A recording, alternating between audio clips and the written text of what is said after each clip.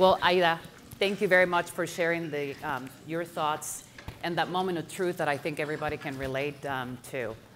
Most of us probably in the room can. And Doug, thank you for sharing that you have been able to spend the time with your family and with your children and did not miss a beat as it relates to the upbringing and the ability to be able to be with them. So thank you for sharing that. And buenos dias, good morning, everybody. So we're excited about this opportunity, and you're going to see something in here that is going to be really exciting. This is really technology coming together, something I've never done before, so we're going to be experiencing this together, but I'm really excited because I have an incredible group of panelists, and not all of them are here. I'm used to doing panels, interviews with everybody present, right? So while this wonderful staff is setting this up, I'm just going to read a little bit about the panelists that are going to be joining me here in a few minutes, okay? So starting with Fawn Gerdmer, a subject matter expert on leadership and performance dynamic. She's a national acclaimed reporter. She's also an author of 8 books and a 4-time nominee for the Pulitzer Prize. Fawn is going to be joining us from Raleigh, North Carolina. Hello, Fawn. We are great. All right. We're also going to be joined by Melinda Allen, who is my far left.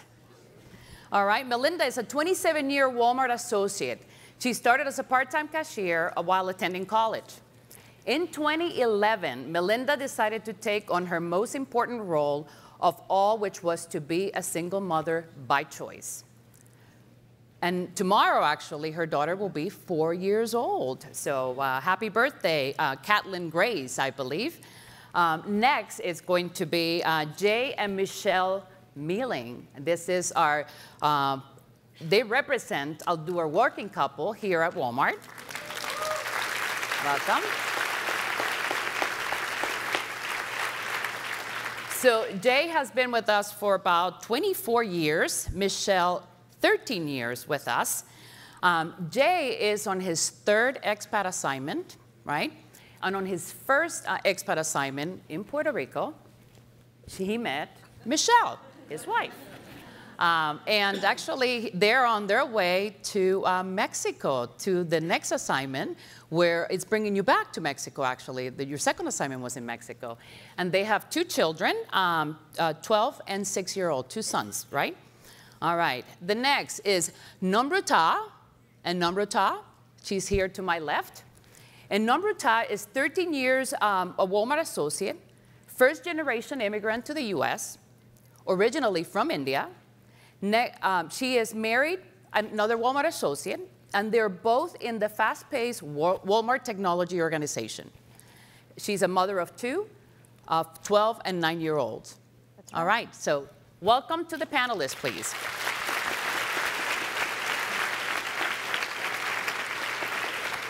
All right, follow me here, guys, okay? This is going to be very interesting. All right. Can you hear me? Yes. Yes, we can. Wonderful. Me? Yes. Fawn, you can?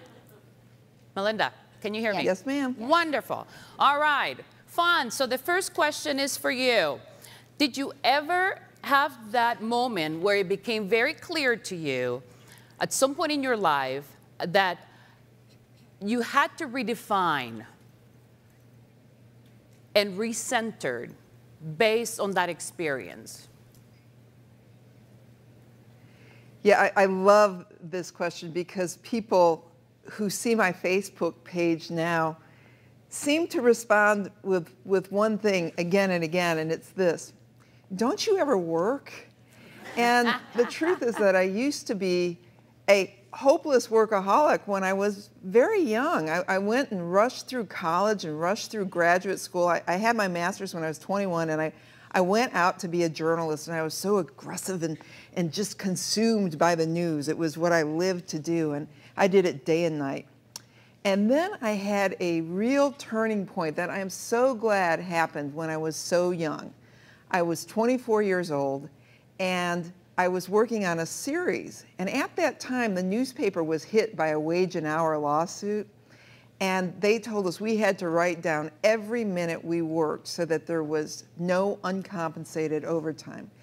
And I was doing this series, and I was there so much, and one night it was 11:30 at night, and one of my friends came into the newsroom to pick up something she had forgotten. And she looked at me and she goes, wow. And I go, I know. Why am I still here? And she looked and she goes, because your life is meaningless and this is all you have. So then my boss, you know, I'm turning in all this stuff, and he says, don't forget to get your time card back and update it with Joyce. So I go in and get the executive assistant to dig out my time card. Back in those days, they were hard time cards, and I wrote down all my hours, and it was more than 80. I think it might have been even 86 or 87 hours. Wow. And she just looked at it like this, and she goes, gee, Fawn, is it really worth it? And it was just like a light bulb went off right then. It was such a pivotal experience for me, because I thought to myself, no, it's not. It's not worth it to only work and have that one dimension in my life. And so throughout my career as a journalist, I wound up working at a number of guild papers, which were union, and you had to write your overtime down. But you also had a choice of taking overtime or comp time. And I always, always, always took the time. Because that's the one thing I can tell you now, as I'm a little bit older, is that you don't get time back. You have one shot on how you're going to live your life. So it really is a matter of making choices that you're not going to regret later on.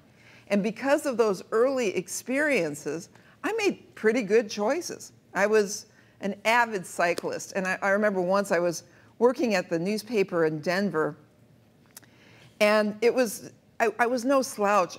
That was one year that I got nominated for the Pulitzer twice, okay? But my boss said to me, gosh, it seems like you like your bike more than your job. And I thought, what's wrong with that? There's nothing wrong with having a good, full life. You don't owe an excuse to anybody. And I've always tried to live a life that honors that. So now I'm self-employed, and if it's a good day, I might say, okay, I'm going to cut out, go to the beach, because it's 5 minutes from my house. I'll run to the beach, and I might work late, or I might not work that night.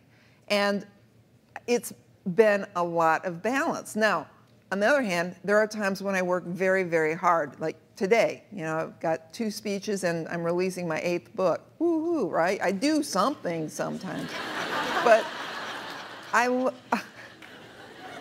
learned how important these choices are when I was 32 years old. And my mom, who was in her early 60s, had a massive paralyzing stroke. Now, I don't want you all getting down and sad, because my mother faced it, and she was just strong and inspiring, and I loved that woman so much.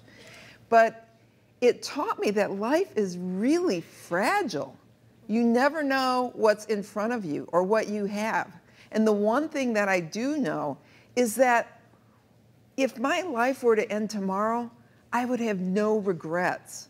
And so when time is limited for you, like I know it is for so many of you, at least take time to say, oh, it's time for sunset. I'm going to go outside and look at the sky. Or just breathe in some fresh air. Be mindful when you're with your children so that you have a life. You're not your job. You are a whole person. So live that as full and as completely as you possibly can. That's great.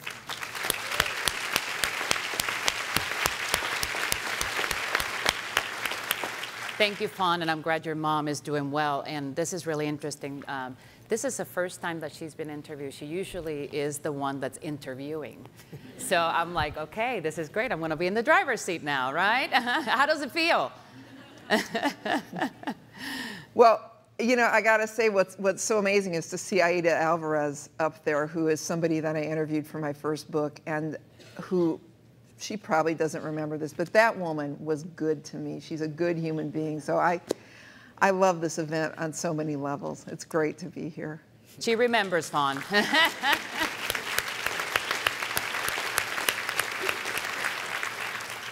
So Melinda, the same question for you. Did you ever have that moment where it became clear that your life was being defined by your work?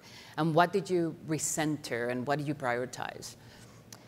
I did, and when it became clear to me, it was in 2004. My dad passed away unexpectedly, and I needed to really refocus and balance. My mom needed me probably more than she ever had, and so I took a brief leave of absence from work, and when I came back, I worked in the policy area for the company, and it wasn't uncommon for me to work until 8 or 9 o'clock at night.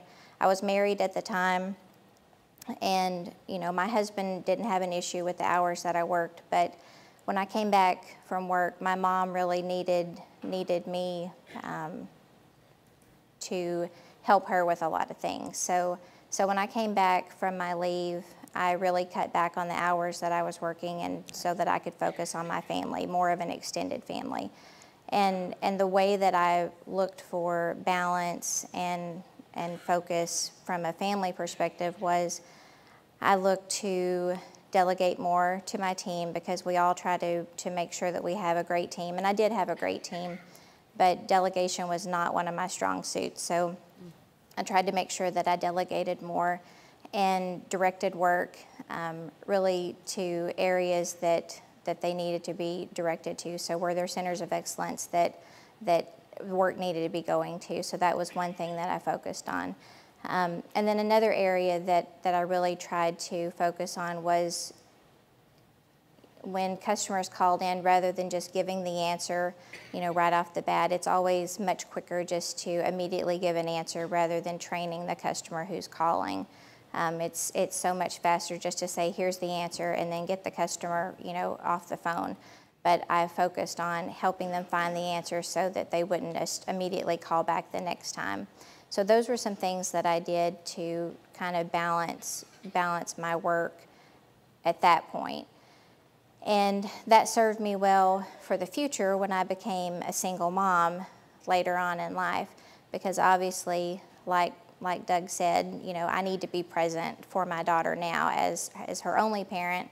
If I'm not present now, then Child Protective Services is going to come after me, right? So I need to make sure that I'm present for her, because I'm the only person who's going to be present. So I make sure that when I'm at home with her, I'm really present, because she's going to be 4 tomorrow, and she understands, if she's talking to me and I pick up my phone, now she knows to say, put your phone down, Mama. So I make sure that I'm present for her, and when I'm at work, I'm at work. So I, try to be productive and present when I'm at work and present at home. So those things are really important for me. From a life-work integration perspective, I want to make sure that I support that for my team. What I need for myself is not going to be the same as what my team needs. And I want to make sure that I model good behavior for my team and that they know what they need. And then from a leadership perspective, I always want to make sure that I'm modeling for my team and my mentees that it's not just a working mother thing. It's not just a female thing. Men need balance in their lives. Single associates need balance in their lives. So make sure that everybody understands that this is for all associates. It's great to have a good supervisor. I have a wonderful supervisor who understands good work-life integration. So all of that is critical in achieving balance in your work. So those are some of the things that I do. Great, thank you, Melinda, for sharing some great learnings there. And as Michelle said earlier in the program,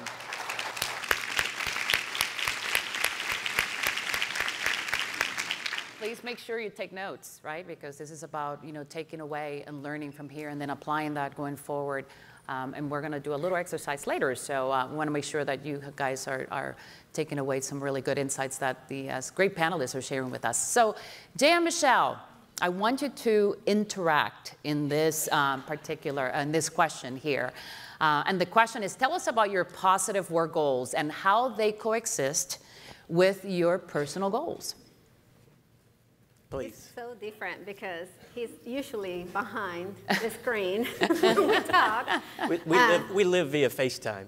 Yes, thank goodness about technology. Perfect technology couple, right? I think for us, it has been quite a journey. right? We have moved together, we have built our life together, and Wal-mart has always been there, right, for us in one way or the other. And we have been very fortunate to work for a very great, flexible company where we actually can manage both work-life balance, right? And I think for us that has been key as we have moved countries and created our own family. So it has been a great, we have been very fortunate to have that. I think I had a moment where it was probably, I don't know, 8 years ago, and our oldest was probably about 4. And it was like a Mother's Day type activity, and I was late for 5 minutes because I was running from a meeting. But I needed to make it to the Mother's Day event, and he was in the corner crying. Desperately, like all tears. I'm like, oh my gosh, what happened here? I will never forget that. And that's when I said, I know that our kids are always very important, but we said, this is our priority. And there was no missing any opportunities. And at times we have been where he has gone to the Mother's Day because I'm traveling, and I have gone to the Father's Day because he's traveling. But I get more credit for going to the Father's Day more than what he does to Mother's Day. He's always out traveling. But I think being our kids the center and what drives us every day, I think it has helped us understand where do we need to work together. We partner a lot. We have our routine, so it will be very interesting once we move to Mexico to see how we start that all over again, right? Because it's a different setting. But we're excited about that. But I think it has been great. You know, You think so? yeah, that was a big question mark, wasn't it? Him like, hasn't it been great? It has been great. Almost 14 years. Great, 14 years. So. That's great, Jay. I think it's one of those where we've definitely evolved into it. So when we got married and moved to Mexico from Puerto Rico for an opportunity that I had to work there, and Michelle spent about a month in the house and was done. And so she began to work with Walmex at that point in time as well. And so we've kind of always, ever since we've been married, had the dual responsibility from a work perspective. And then our oldest was born while we were in Mexico City as well. And so we've evolved into this, and it really is a situation where, you know, people say you live to work or you work to live. Well, work is just a part of life, and we juggle it as such. We do what we need to do to utilize work to teach our kids responsibility, and that things don't come for free, and that you have to work for what you want, whether that be inside of the office or on the soccer field or in band, wherever that case may be. And so we try to utilize the fact that we have been successful at Wal-mart to teach our kids. This opportunity that we have to go back to Mexico, our kids are old enough to really understand that it's an opportunity for them as well. And so we worked very hard to make sure that they got to go and see Mexico as well. We showed them the schools. We practiced with the local soccer club, and we showed them all of the things that they could benefit from with this opportunity also. And so it's always a meeting of the minds. It's not one or the other. It's always a discussion, and it's always, I don't want to say negotiation, but we certainly need to understand the unintended consequences between the decisions that we make and everybody that's involved. Well, great teamwork. Thank you, Jay and Michelle. And good luck. I know you're on your way to Mexico now in July, I believe. You've been going back and forth, but Mexico is getting a great couple. So thank you very much again for participating. Namrata, I'm going to you now. How are you? Good. Excellent, excellent. Well, listen, the question is, what advice would you give to a young professional who is extremely eager to make it or rise to the top? Thank you for the question, Carmen. Quite honestly, I've been one of those. So I want to give you a little bit of context about where I'm coming from before I actually move forward and answer the question. So 2014 has been a very interesting year for our family. I fought cancer. My husband and I became the primary caretakers for his parents, and we moved them from India to United States. And my older daughter is knocking on the doors of teenage. So really, talking on this topic is like therapy to me. So moving into the advice itself, I have two pieces. The first one in my mind is the more important one. This is a conversation that one of my mentors had with me. And I try to have this conversation with many others that come to me. Do yourself a favor. Think about and write down what success really means to you, because it's different for different people. And to be totally honest, in my opinion, the person who dies the richest is not always the most successful or the happiest. Having said that, if professional success is what gives you joy, then at a minimum, you've thought about it, and you're making intentional decisions. So that's my first advice. Moving to the second one. I would encourage you to not compartmentalize work and life. Try to weave them together, because you're one person. And you will notice, as you're able to create those synergies, you will be a better leader both at home and at work. I do want to close by saying that work-life integration is a very difficult art to master. I don't know if anybody can claim that they have it all figured out. So don't hesitate in making course correction without beating yourself up too much. So that's my advice, Carmen. Well, thank you very much, Namrata. We appreciate it. Some really great thoughts. Great learnings here, and I know we're running a little bit over, but panelists, do you have any other comments for the audience that you would like to make? Any final points? So I would like to add something. I've got one. All right. Go ahead, Namrata, and then I turn it over to you, Fawn. Go ahead. If you're experiencing burnout, or if you're at a place where you need to recenter your priorities, ask for help. You will be surprised with how much support our company surrounds us with. And like Doug said, if you don't get the support, send him an email. That's great. Fawn, go ahead. Yeah, my last point would be own your calendar, because you own your time. All it takes is one crisis for you to suddenly realize that everything else falls by the wayside, and you can make time. That if you have a doctor's appointment, you somehow make it to that. And if you have to get your hair done, you end up going and doing that. Write in time on your calendar for the things that matter most to you, so that you know what you value and you honor your values with your time. Great. Just one last point, similar to Namrata. I think there's a perception sometimes that the company won't allow you to, but always ask. I think we have been very fortunate. I'm here right now. Yet my job is in Mexico. The company understands that the kids will be in school for another few months, and so I am traveling back and forth. They don't have an issue with it, because we asked, we discussed it, and we worked out the details of the transition. And so the company is very reasonable and very understanding in those circumstances, as long as you ask and as long as you have the discussion. Great. Thank you very much. Melinda, anything for you?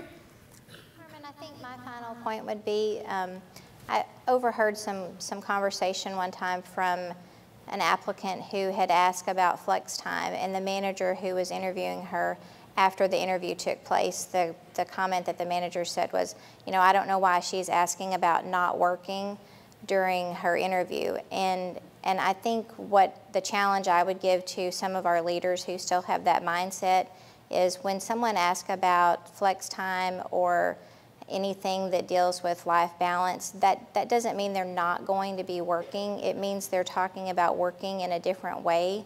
And so just broaden your mindset. It's not about not working, it's about working differently. So that would be my challenge to leaders of the company.